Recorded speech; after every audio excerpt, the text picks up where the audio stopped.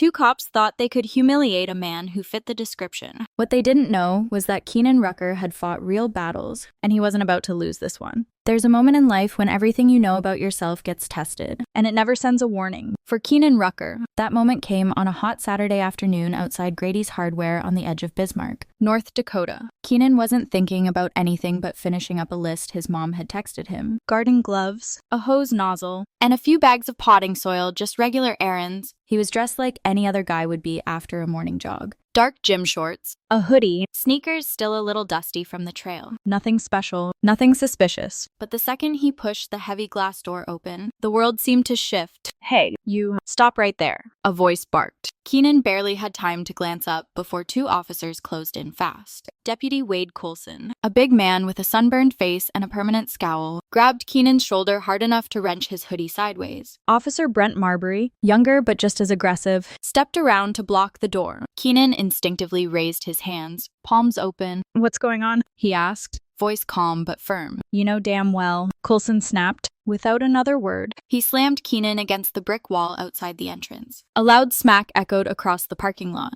pulling the attention of everyone nearby, families loading up their trunks, a teenager riding his bike, even an older man pushing a cart full of soil bags. Keenan didn't resist. That wasn't how he was trained. "You're making a mistake," he said evenly. Marbury muttered, yanking Keenan's arms back and snapping the cuffs too tight. "Got yourself caught this time." "Huh? Caught doing what?" Keenan hadn't even stepped inside the store yet. A woman in a sundress froze by her minivan. Her eyes wide, a teenage boy pulled out his phone. An older couple whispered to each other near the cart return. People watched, but no one stepped in. "ID in my back pocket," Keenan said, voice low. Coulson ignored him. "You match the description," he barked, dragging Keenan toward their cruiser. "What description?" Keenan asked. "You haven't even checked?" Coulson laughed, short and mean. "Don't need to. You're it." Marbury chuckled too, like it was all some private joke. They threw him into the back seat without another word, the door slamming shut like a final insult. Keenan sat there, staring straight ahead, heart pounding but not from fear. It was the deep, slow anger that came when you realized that no matter how much you had given, no matter how much you had proven yourself elsewhere, in this moment, in their eyes, you were nothing. The squad car idled for a long time. Eventually, a call crackled through the radio. "Wrong guy. Suspect already apprehended across town. No hoodie, no gym shorts, no resemblance at all." Coulson cursed under his breath. Marbury's face turned red. Without a word, they yanked open the door and uncuffed Keenan right there in the parking lot. No apology, no explanation. "Get out of here," Coulson barked, like Keenan was some stray dog they were tired of kicking around. Keenan stood slowly, rubbing his wrists. He locked eyes with them, steady, unflinching. "You'll hear from me," he said simply. Coulson snorted. Marbury looked away. Keenan turned and walked back toward the hardware store entrance, where people still stared at him, some whispering, others pretending they hadn't seen a thing. He picked up a cart with steady hands, rolled it toward the garden section, and started ticking off his list. Gloves, hose nozzle, soil, business as usual, at least on the surface. But something had shifted deep inside him, and he knew the next move wasn't going to be silent. Keenan finished his shopping, but it felt mechanical. His body moved, grabbing items, steering the cart,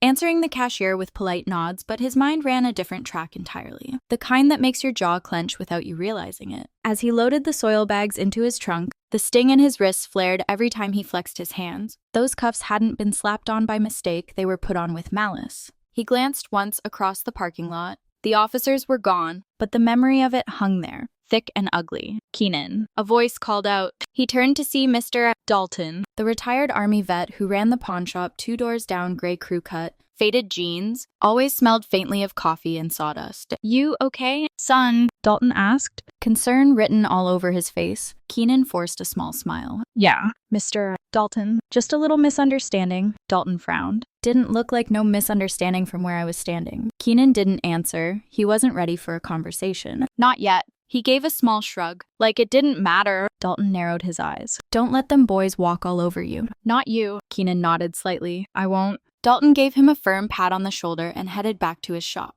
It was a small moment, but it stuck. He drove home in silence, no music, No news. Just the hum of the tires against the asphalt and the simmering thought that something had to be done. Not with fists. Not with shouting. But with something they couldn't ignore. Pulling into his driveway, Keenan parked the truck and sat there for a moment. Keys still in the ignition. His neighborhood was quiet, little two-story houses lined the street. Kids' bikes abandoned in driveways. Sprinklers ticking away on front lawns. Normal. Safe. Or at least it should have been. Inside, His mom, Francine Rucker, called from the kitchen. that you, Baby. Yeah, Ma, he said. slipping off his sneakers by the door. She popped her head around the corner, wiping her hands on a towel. You get everything. He smiled. For real this time. Tired but genuine. Yeah, got it all. She studied him for a beat longer than necessary. Mothers knew things without needing to ask. You sure you're all right? She asked softly. He hesitated, then nodded. Just tired. She didn't push, just gave him a look that said she was there if he needed to talk.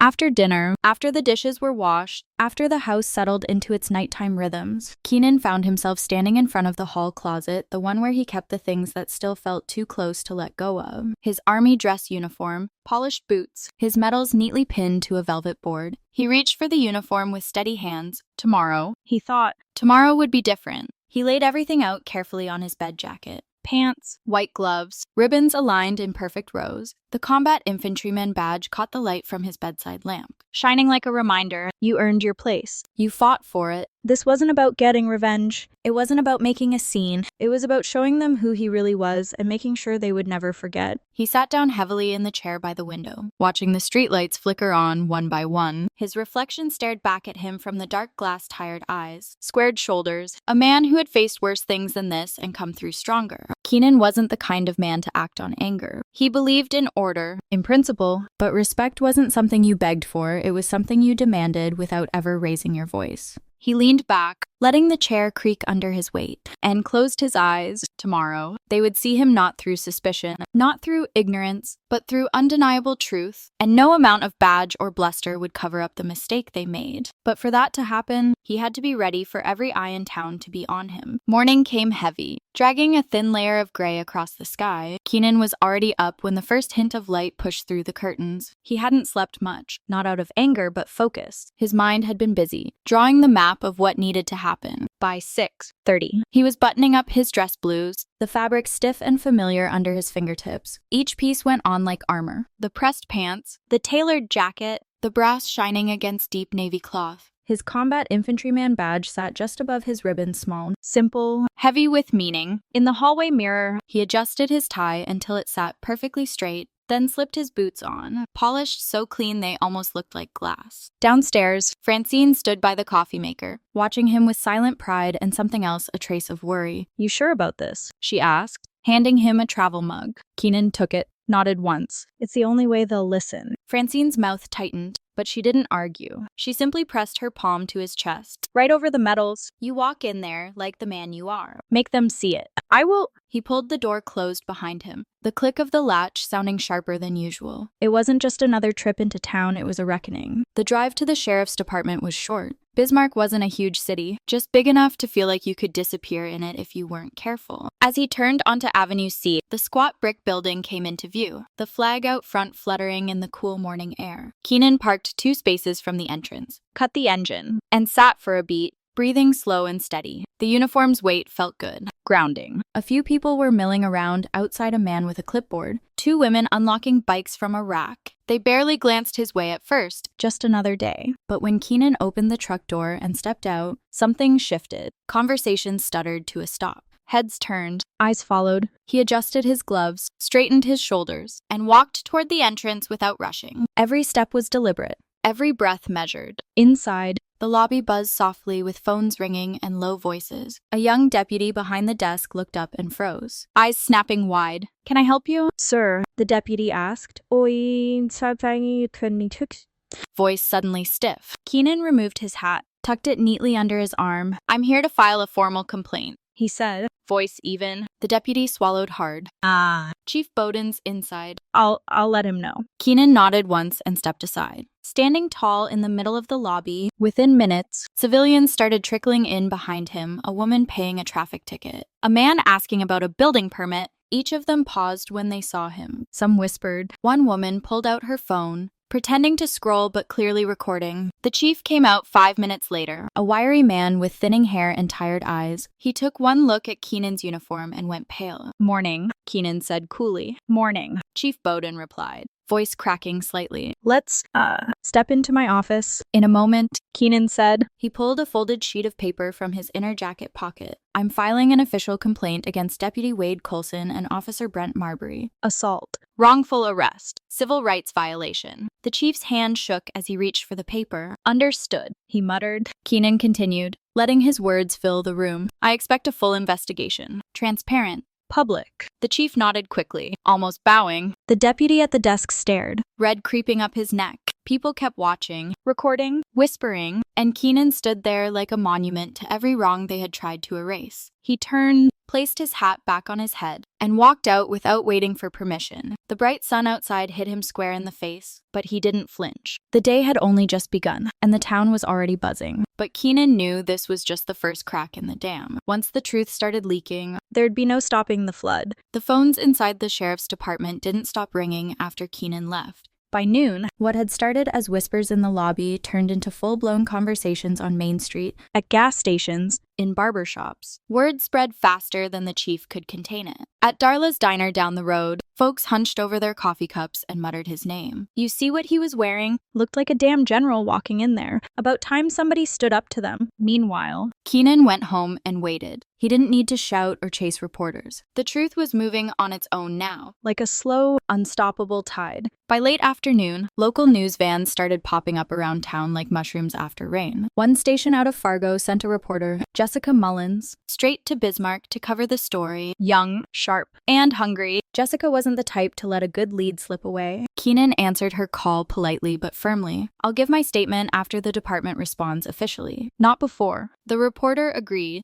and the tone of her voice said she respected him more for it. At the station, Chief Bowden sat in his office with his head in his hands. Deputy Coulson paced back and forth like a caged animal, while Officer Marbury stared at the floor. Pale as a sheet. They're making a circus out of this, Coulson muttered, slamming a fist into his palm. He ain't even hurt, Marbury said weakly. Chief Bowden snapped his head up. You laid hands on a man without checking ID. You cuffed a decorated Army veteran in front of half the town. And now you want to whine that he ain't hurt. Neither man answered. A knock came at the door. It was the mayor's assistant. Red-faced and sweating. Mayor wants to see you, she said to Bowden. Right now. The chief cursed under his breath but stood. He knew what was coming. Pressure, questions, demands. And from the way the assistant kept shifting from foot to foot, it was obvious the mayor wasn't looking for excuses, he was looking for heads to roll. Out in the parking lot, a crowd was beginning to form. Some held signs, hastily scrawled on cardboard. Justice for Keenan. We stand with our veterans. Respect is earned. It wasn't just black folks, either old ranchers, teenagers in baseball caps, moms with toddlers balanced on their hips. The town had seen injustice up close, and for once, they weren't pretending they hadn't. Keenan's old high school principal, Mr. Landers, even showed up and spoke to a reporter. Keenan Rucker was one of the finest young men I ever taught. Landers said, his voice tight with emotion. What happened to him yesterday, it's a disgrace to this town. Every word landed like a hammer. Inside, Coulson and Marbury sat in a small back room, listening through the thin walls. Every chant, every angry voice outside hit them harder than any court summons ever could. You think they'll fire us? Marbury finally asked, his voice barely above a whisper. Coulson didn't answer. He knew they were done, and there wasn't a badge big enough to shield them from it.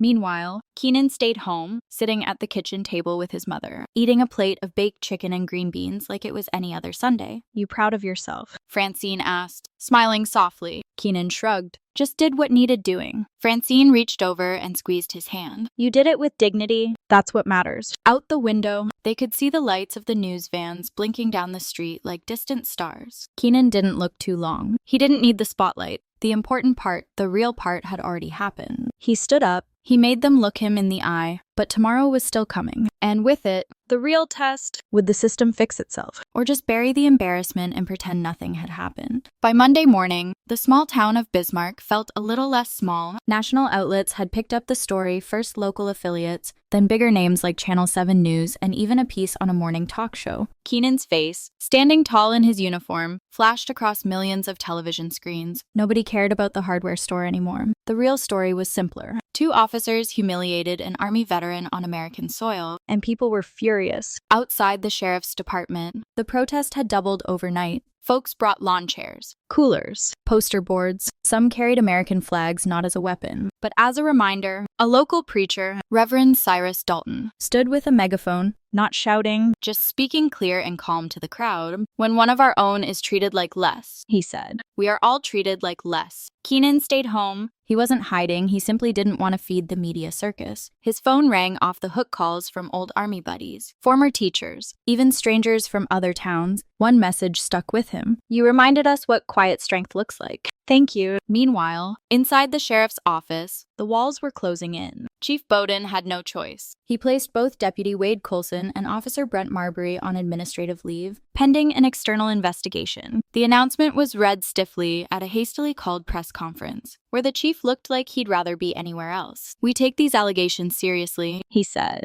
the cameras catching every nervous glance. Behind him, a representative from the state's Office of Professional Standards stood like a shadow. Arms crossed, reporters threw questions like fastballs. Why weren't IDs checked? Will the officers face criminal charges? How can residents trust this department after what happened? Bowden's answers were vague and unsatisfying. One woman in the back called out, "Would you have cuffed him if he was in uniform?" The room fell silent. Bowden didn't answer. He didn't have to. Outside, the crowd roared louder, signs bouncing in the air, kids climbing up on their dad's shoulders to see, elderly couples leaning on each other, shaking their heads in disgust. At home, Keenan sat with Francine on the porch, sipping sweet tea. you could probably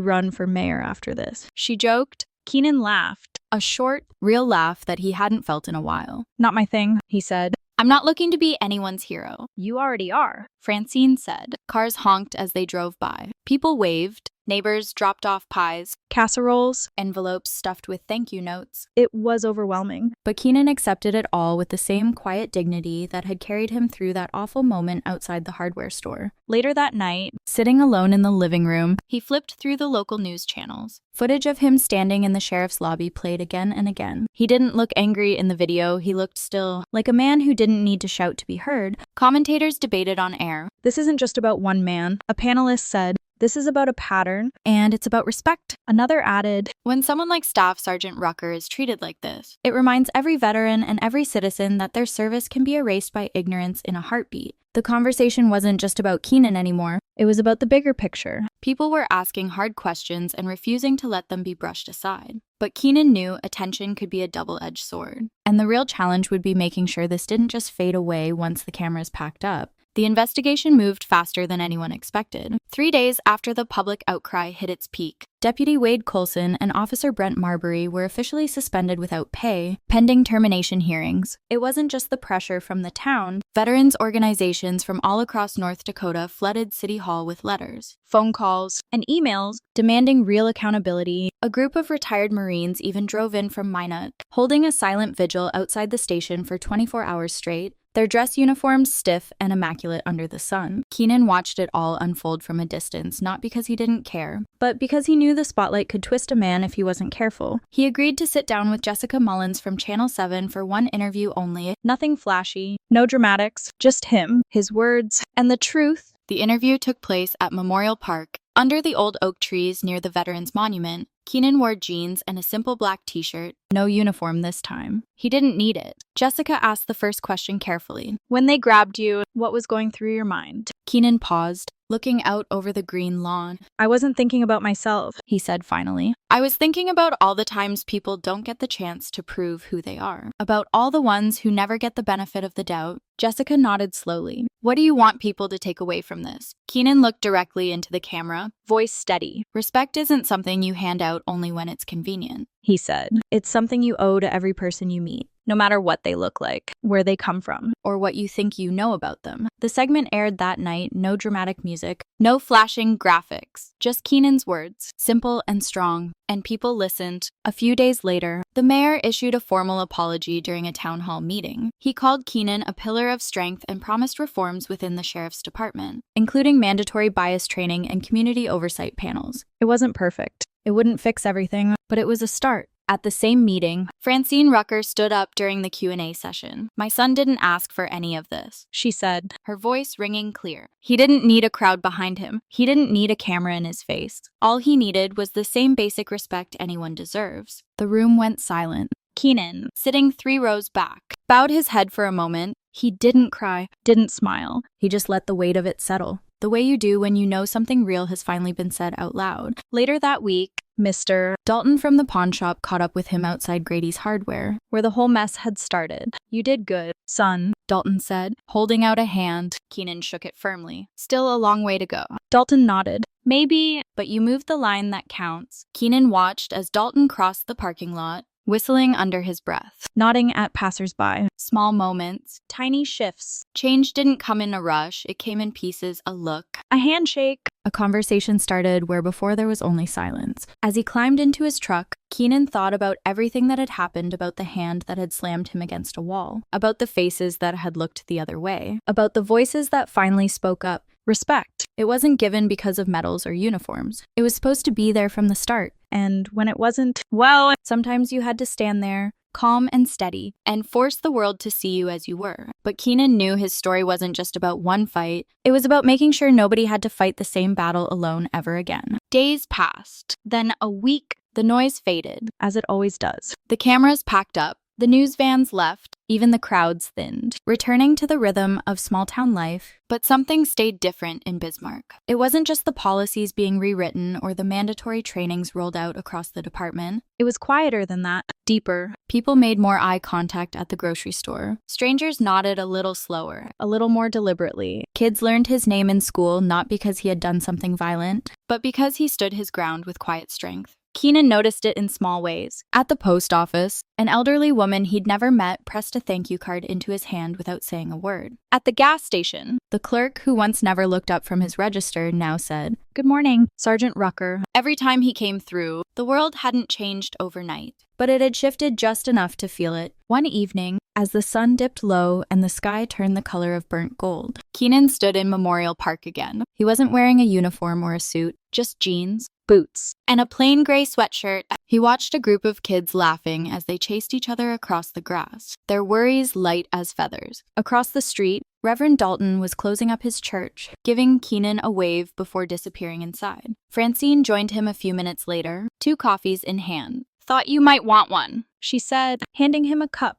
He smiled, the lines around his eyes deepening. "Thanks, Ma." They sat on the bench for a long while. Saying nothing, just watching the town breathe. "You regret any of it?" She asked eventually. Keenan shook his head. "Not a bit." Francine sipped her coffee. "You didn't just stand up for yourself. You stood up for all of us folks who never had the words or the chance." Keenan didn't answer right away. He just let the weight of her words settle. Heavy, but good. "You can't change people's hearts overnight," he said finally. "but you can show them what respect looks like. You can hold up a mirror and make them look at themselves." Francine smiled. "And sometimes that's enough to start something bigger." They watched the sky fade to darker blues, the first stars peeking out. Keenan thought about the men who had slapped those cuffs on him, thought about how easy it would have been to lash out, to match hate with rage. But he hadn't, because dignity wasn't just something you demanded, it was something you carried inside you, even when no one else recognized it. And that's what made all the difference. As they finished their coffee, Keenan stood, stretching his back. Tomorrow would be another day, more work to do, more lessons to teach. Not by shouting, but by living the truth every step of the way. Before heading back to the truck, he turned to the empty park,